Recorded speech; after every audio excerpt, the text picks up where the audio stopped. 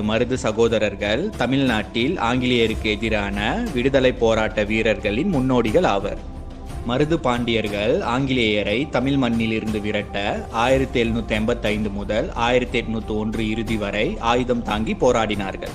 இன்றைய விருதுநகர் மாவட்டம் நரிக்குடிக்கு அருகிலுள்ள முக்குளம் என்ற கிராமத்தில் வாழ்ந்த மொக்க பழனியப்பன் சேர்வை என்பவருக்கும் அவரது மனைவி ஆனந்தாயி என்ற பொன்னாத்தாள் என்பவருக்கும் மகனாக 15 டிசம்பர் 1748 ஆண்டில் பெரிய மருது பாண்டியர் பிறந்தார்.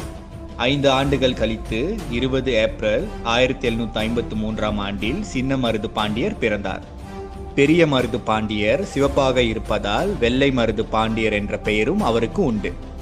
மருது பாண்டியர்கள் இருவரும் சிவகங்கை சீமையின் அரசர் முத்து வடுகநாதரின் படையில் முக்கிய பொறுப்பு வகித்தனர். முஸ்லிம் ஆற்காடு நவாப் ஆட்சியாளர்கள் ஆங்கிலேயர்களுடன் சேர்ந்து தமிழகத்தில் வரி வசூலிப்பதை